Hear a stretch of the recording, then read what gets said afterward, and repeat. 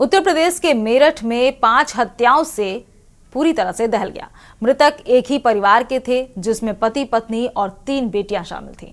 जांच पड़ताल शुरू हो चुकी है। मामले में एसएसपी विपिन तांडा ने बताया है कि इस हत्याकांड में मृत महिला के परिजनों द्वारा दी गई तहरीर के आधार पर 3 नामजद और कुछ अज्ञात लोगों के खिलाफ मुकदमा दर्ज किया गया है। वहीं मृतक के भाई ने घटनास्थल की आंखों देखी बताई है, जो दिल बिल्कुल दहला देने वाली है। वहीं मेरठ पुलिस के मुताबिक गुरुवार शाम को एक मकान में एक दंपत्ति और उनके 3 बच्चों के शव मिलने की सूचना मिली थी। मकान के गेट पर बाहर से ताला लगा था। पुलिस टीम जब अंदर दाखिल हुई तो एक के बाद एक घर के अंदर 5 शव मिले। शव की हालत देखकर लग रहा था कि किसी भारी चीज से प्रहार कर हत्या की गई है। वहीं जिन परिस्थितियों में शव मिले हैं, उन्हें देखकर ऐसा लग रहा है कि हत्यारे इन शवों को कहीं और ले जाकर ठिकाने लगाना चाहते थे।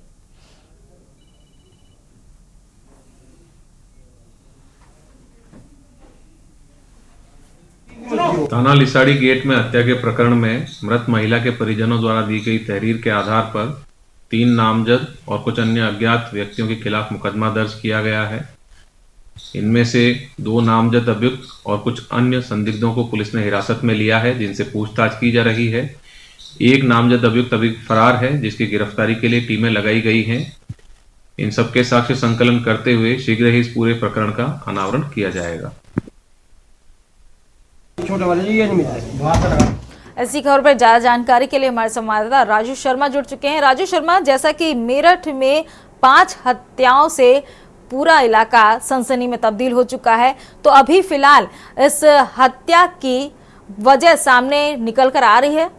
क्या प्रशासन स्तर पर कोई जवाब अभी सामने आया है? राजू शर्मा।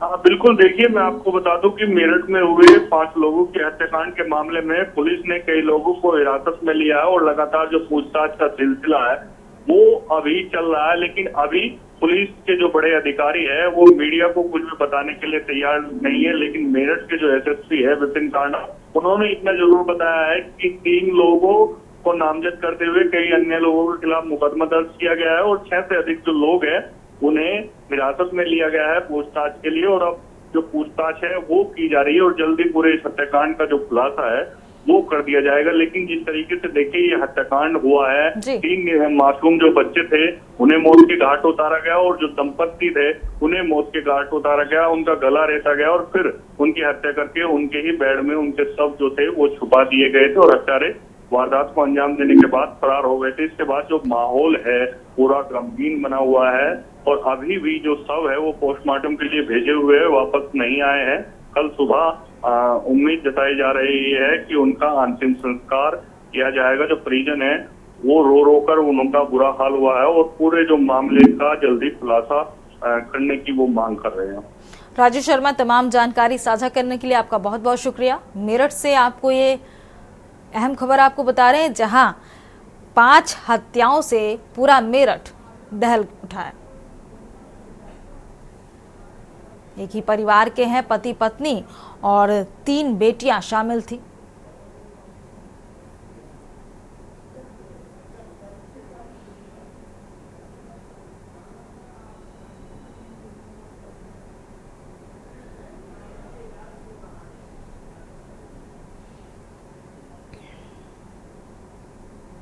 अब बात करेंगे बीमारी के इलाज के बहाने धर्म परिवर्तन। खबर आपको हमीरपुर से बता रहे हैं, जहां हमीरपुर के मौदहा कस्बे में बीमारी का इलाज करने के बहाने धर्म परिवर्तन का मामला सामने आ रहा है। बांदा के कथित मौलाना नूर उद्दीन ने एक बीमार हिंदू महिला के घर में मजार बनाकर धार्मिक अनुष्ठान शुरू कर दिया। मामले में 5 पर एफआईआर दर्ज कराई गई है। मुस्लिम समुदाय के लोगों ने बीमारी को सही करवाने के चलते हिंदू धर्म के परिवार के घर पर मजार बनवा दी। मुस्लिम समुदाय के लोगों ने घर पर मजार बनवाने के बाद उस कार्यक्रम करवाने का चलते हिंदू धर्म के लोगों को बीमारी सही होने की बात कही थी। हिंदू परिवार के घर मजार बनवाने के बाद उस उर्स के कार्यक्रम की जानकारी मिलते ही हिंदू संगठन में पुलिस को सूचना दी। पुलिस ने आधी रात घर में पहुंचकर उर्स का कार्यक्रम बंद कर 5 लोगों को हिरासत में ले लिया। घर के अंदर मजार बनवाने के बाद कव्वाली के कार्यक्रम का वीडियो सोशल मीडिया पर वायरल हुआ है। स्थानीय हिंदू संगठन की तहरीर पर 5 लोगों पर धर्म परिवर्तन करवाने की FIR दर्ज कर ली गई है।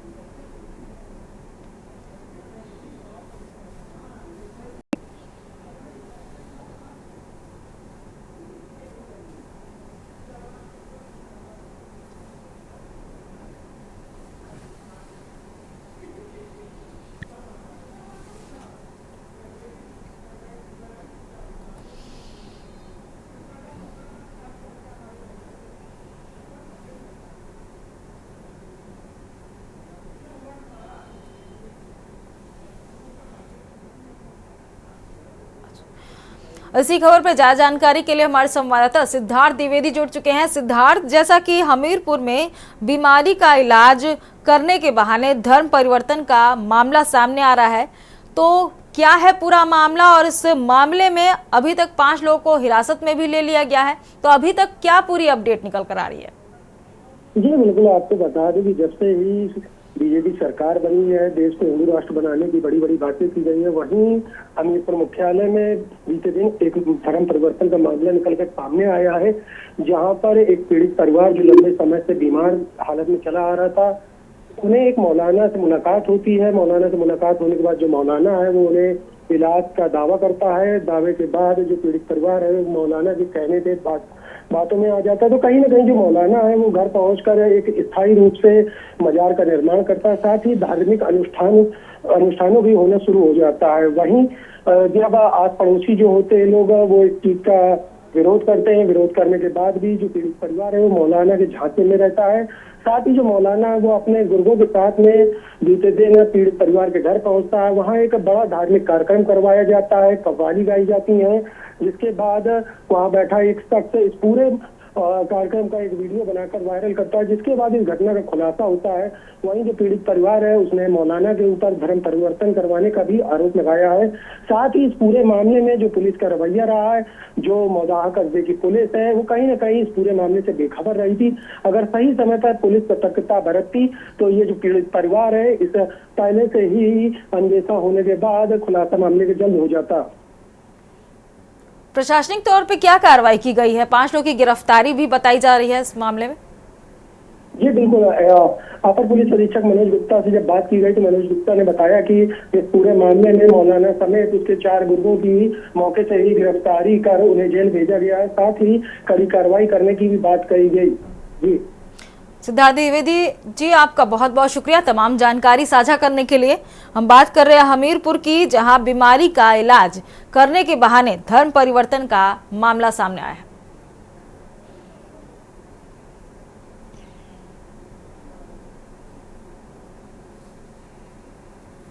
अब बात करेंगे गरीबों के हक पर डाका, PDS का चावल बरामद। पीलीभीत जिले के बिलसंडा क्षेत्र में बंद पड़ी एक राइस मिल से सार्वजनिक वितरण प्रणाली यानी कि PDS के 27 बोरे चावल बरामद होने के बाद प्रशासनिक हलकों में हड़कंप मच गया। ये घटना बिसलपुर रोड स्थित नहर की पुलिया के पास की है, जहां एक बंद गोदाम में सरकारी चावल की सूचना मिलने पर नायब तहसीलदार अवधेश कुमार के नेतृत्व में छापेमारी की गई। यह सरकारी चावल गरीबों के लिए वितरित किया जाना था, लेकिन इसे गोदाम में छिपा कर रखने से यह सवाल खड़ा हो गया कि गरीबों के राशन में कटौती कर चावल की कालाबाजारी की जा रही थी।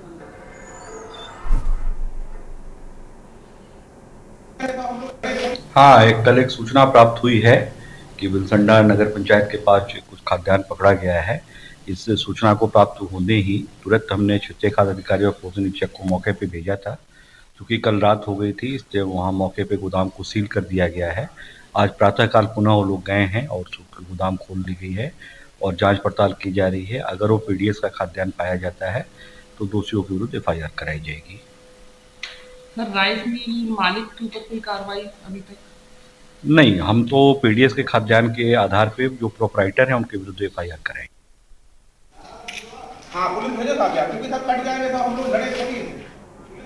इसी खबर पर ज्यादा जानकारी के लिए हमारे संवाददाता करण सिंह जुड़ चुके हैं। करण सिंह, जैसा कि पीलीभीत में बंद पड़ी एक राइस मिल PDS के 27 बोरे बरामद किए गए हैं, तो इस मामले पर प्रशासन की तरफ से क्या कार्रवाई की गई है? क्योंकि एक तरीके से देखा जाए तो ये कालाबाजारी है, गरीबों के पेट पर लात मारने वाली बात आ गई। प्रशासन की तरफ से क्या कार्रवाई हो रही है इस पे? जी बिल्कुल दीपिका, मैं आपको बता दूं, जिस तरीके से बीती रात प्रशासन ने एक छापेमारी की है और छापेमारी में बिलफंडा थाना क्षेत्र जो है वहां की एक बंद राइस मिल में पीडीएफ का चावल बरामद हुआ है। बता दूं, जिस तरीके से चावल बरामद हुआ, ये टोटल सरकार को चूना लगा के जो उनके जो चावल था उसकी चोरी है पूरी तरीके से। बता दूं, इसमें प्रशासन जब मौके पर पहुंचा तो उसे 27 बोरी चावल बरामद करा। हालांकि देर रात तक कार्रवाई नहीं करने के बाद प्रशासन अगले दिन सुबह वहां पहुंचा है और अब जो पीडीएफ का चावल जो प्रोवाइडर है उसके खिलाफ कार्रवाई की जा रही है, राइस मिल के खिलाफ कार्रवाई की जा रही है और प्रशासन अब जांच कर रहा है किस तरीके से वहां वो चावल पहुंचा और कैसे उसकी कालाबाजारी होनी थी। करण सिंह जी, आपका बहुत बहुत शुक्रिया तमाम जानकारी साझा करने के लिए। हम बात कर रहे हैं पीलीभीत की, जहां पीडीएस के 27 बोरे बरामद किए गए हैं।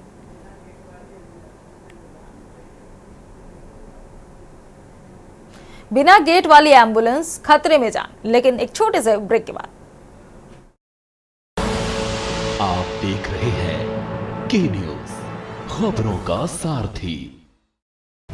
ब्रेक के बाद एक बार फिर से आप सभी का स्वागत है। बात कर रहे हैं बिना गेट वाली एम्बुलेंस खतरे में जान। एटा जिला अस्पताल में एम्बुलेंस की लापरवाही से मरीजों की जान खतरे में पड़ सकती है। अस्पताल में एक एम्बुलेंस बिना गेट के चल रही है, जिससे सफर के दौरान मरीजों को सुरक्षा का गंभीर संकट हो सकता है। गेट न होने से एम्बुलेंस संचालन में सुरक्षा मानकों का उल्लंघन हो रहा है, जो आपातकालीन स्थिति में खतरनाक साबित हो सकता है। स्थानीय लोगों और मरीजों के परिजनों ने इस पर आक्रोश जताया है और अस्पताल प्रबंधन की घोर लापरवाही की आलोचना की है। स्वास्थ्य विभाग से इस मामले में जिम्मेदार अधिकारियों पर कार्रवाई की उम्मीद की जा रही है।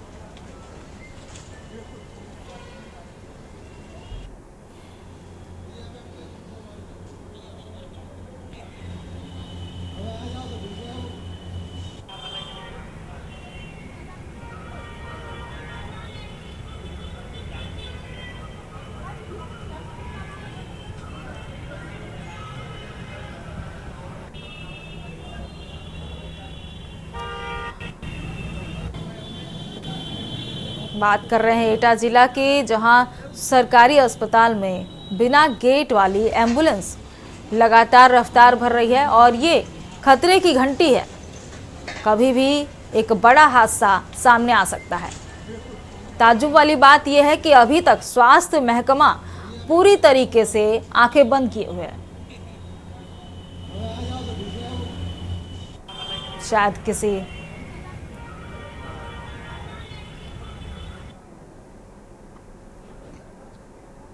अब बात करेंगे युवती का फ्रॉड, गैंगरेप का आरोप झूठा। हरियाणा के यमुनानगर में गैंगरेप और हमले का मामला दर्ज कराने वाली महिला के आरोप पुलिस जांच में झूठे पाए गए हैं। महिला ने 3 युवकों पर अपहरण, रेप और सिर पर रॉड से हमला करने का आरोप लगाया था। जांच में पता चला कि महिला पर रॉड से हमला उसकी बहन ने झगड़े के दौरान किया था। शिकायतकर्ता पहले भी कई केस दर्ज करवा चुकी है और नशे की लत है। बता दें कि सिटी पुलिस को शिकायत मिली थी कि करीब 9 बजे कमानी चौक पर खड़ी एक युवती को ट्रक में सवार 3 लोगों ने अपहरण कर लिया है। महिला ने आरोप लगाया है कि ट्रक में उसे बारी बारी से रेप किया गया और विरोध करने पर उसके सिर पर रॉड से हमला किया गया।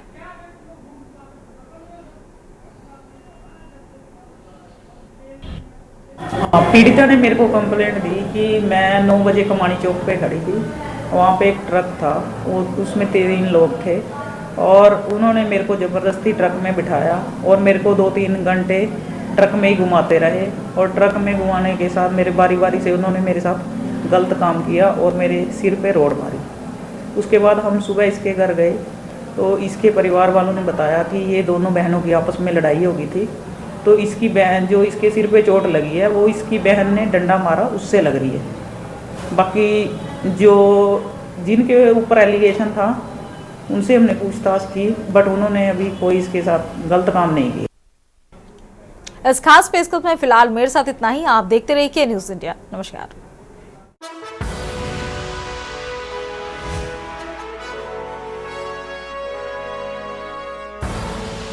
आप देख रहे हैं के न्यूज, खबरों का सारथी।